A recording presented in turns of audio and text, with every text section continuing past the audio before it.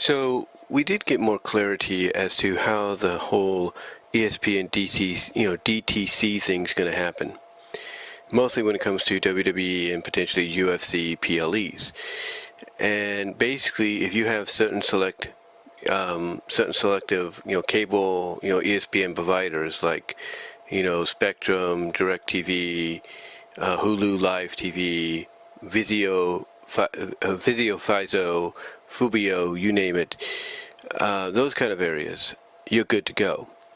Now, they did list Comcast. Now, what's confusing and strange about it is they did list Comcast and Xfinity and a few others, stating that if you have them with ESPN, you're good, you're fine. But yet you have this listing of providers of, hey, if you have these providers, that's the only way you can get the PLEs for free, or else you got to go the you got to go the $29.99 route monthly or $299 yearly route. And again, it sounds confusing, but I think there's some kind of confusion within, Like I was saying, it's kind of confusing because they list mostly all the cable and ESPN providers as a way to access the app, but when it comes to like certain features, mostly like PLEs for UFC and WWE and whatever else, you gotta, certain providers you'll be able to go for free, like the ones I mentioned, and the others you still have to, subscribe fully to the $29.99, $299 plan monthly or yearly. And I think what's going on here is they're still working out some of the fine kinks with Comcast, Xfinity, YouTube TV, and others, because of the fact that they realize and know that they have a lot of viewers, probably more viewers than expected, and that they would love to have a piece of that. So I think they're working out some kinks and everything, and I think during the run, basically before the PLEs and everything for WWE begin next year, that's when we're going to get some, vital information of, yeah, you're going to get the PLEs for free and everything on here if you have the provider, or if Comcast or YouTube TV and all that's your provider. So I think it's more along the lines of working out, little kinks, little deals, here and there.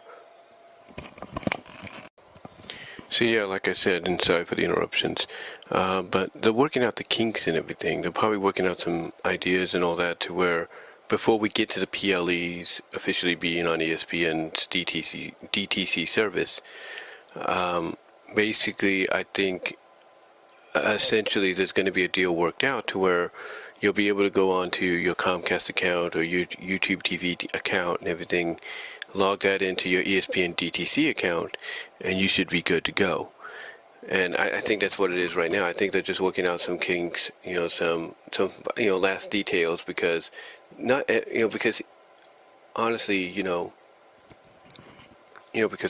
people are gonna, and not people, but other companies, other cable outlets, and and cable-like outlets like YouTube and all that, streaming, live TV outlets and all that, like YouTube and and others.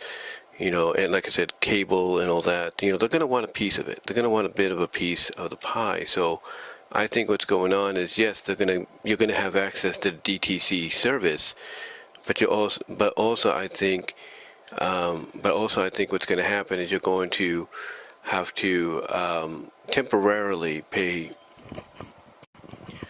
Like I said, for the time being, you might have to if you have ESPN and all that, you might still temporarily have to pay the $29.99, if you will, or the $299 a year. But that may not be the case, because that could get slowly integrated into your cable bill. Because I can tell you honestly from experience, my Netflix got integrated into the cable. I was given that option, and I think, somehow when I was kind of updating my service, I may have chosen that, and it's worked out. It's one less individual bill when you think about it that I have to worry about. I mean, yeah, it adds to the cable, but it's one less individual bill. But point I'm getting at is you might be looking at that as well, to where temporarily you might be paying the $29.99 or the $299, a year, $29.99 a month, $299 a year. You might be paying that. But then again, you may not have to be paying for that much longer if, the deal that I think Comcast, Xfinity, YouTube TV, Live TV, that is, Sling and all them want. Like I said, sorry about that, but like I said, it's all about, probably working out some kinks and all that. And I've got a feeling that before as I said, the PLEs become official on ESPN's DTC, that things will work out fine. Again, I think it's more about working out some kind of deal, putting in the final details and all that. Because again, there are cable live TV services that they want a piece of that pie. They want a piece of the revenue, and I think that's what's going on here. And again, yeah, and look, I admit it is confusing. It is definitely confusing as to like what's really going on, who really has access, who doesn't have access, who has full access and not entirely full access. People are going to be confused. There's no doubt. And I hear people coming out saying, "Oh, I'm done with WWE. I'm done with wrestling." No, you're not. You're not done. You're just venting. You're just frustrating. You're going down the path to where you're like, well, if we say this on social media, it's going to get ESPN's attention, it's going to get WWE's attention, and it's going to make them do what we want. And yeah, at most times that will probably work. But I don't know about it in this case. We'll have to see. And if it works, then fine. Fine. It will work. But we'll just have to see what they have up their sleeves and all that. And for people saying, "Oh, we're going to use, VPNs and everything, or we're going to use these sites to watch the PLEs for free," well, guess what? WWE and ESPN, mostly WWE, they've been cracking down on that. A lot of places have been cracking down on that. WWE, UFC, TKO, the whole ESPN. You name it, top rate boxing, or whatever you call it. They've all been cracking down on that. They've been cracking down on the pirating of the streams. They've been cracking down on on all the other non monetizing ways that people are viewing these events. And for anybody saying, "Oh, we're going to use VPNs like NordVPN, ExpressVPN," yeah, those get advertised, and yeah, those could help and everything if you want to watch something, in another location. But I don't think VPNs are going to be lasting much longer either. I think Nord and Express, the reason you don't hear them, advertised as much anymore, or you hear people, shielding them out as their sponsor, is because I think things are starting to come down on them. I think honestly, the laws are starting to crack down on them. Like, hey, if you want to. It's like, hey, if you want to be in existence, then guess what? You got to only be a VPN for like a certain region, like, North America. That's the only region you're going to be, that being the U.S. and Canada and maybe Mexico, and that's it. Or, hey, if you want to be a VPN for the United Kingdom market, then that area is the only place you do it. So honestly, I'm noticing that, with the VPNs as well, that, yeah, they're still around. People still use them. But there's less, talk about them, less advertising about them. There's less sealing them as sponsors because, again, I think the government's cracking down on those as well. I think they're cracking down on them as well. So, to me, I also look at the fact that with a VPN, you don't know what you're getting. You're risking stuff. You're risking whatever out there. So, to me, I'd rather just pay the $30, honestly, a month, because the way I look at it is it's how you schedule the 30. It's how you schedule when you have the 30 retracted from your account, from your checking account, your banking account. And I look at it as you need to time it around the time you get paid from your job or from unemployment. Because either way, or even Social Security, because one way or another, it's going to get retracted. It's going to get retracted one way or another. Whether you're late on it or you're not, it's going to get retracted.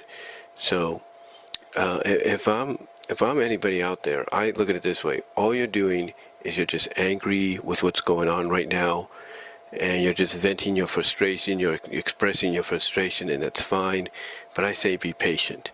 Just because Comcast and AT&T and other YouTube TV and all that are not listed as of right now, as Spectrum and Hulu Live TV and all, and all of them are, just because they're not in that discussion right now when it comes to getting the WWE PLEs for free, because because all you have to do is sign into the DTC account with your provider's account and all that. I say be patient. I think all it is just some kinks are being worked out, some deals and last-minute negotiations are being worked out. And I think before you know it, everything will be, every provider that has ESPN will allow those that use that provider, that log in with that provider, to be able to watch the PLEs, without any extra cost.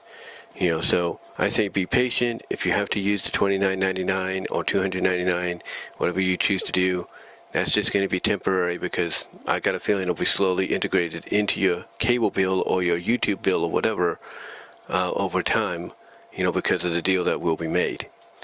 And as far as, trying to view it elsewhere, non-payment, non-this and that, like I said, non-payment, this and that, VPNs, don't, first of all, the pirating way, that's pretty much being caught up to, and, they're not allowing people to do that anymore. And secondly, the VPNs, I think, are pretty much, they're going to stay around, but they're just not going to be as, I guess you could say, valuable as they used to, because to me, I think governments are cracking down on those. That's just my opinion. That's why you don't hear much advertisement for it or shielding of sponsors and all that. You don't hear it as much because of the cracking down. But that's just my take on it, guys. I say let's just be patient. Let's just wait until all the details are worked out all across the board to see what happens. But let me know what your thoughts are, and until then, I'm out.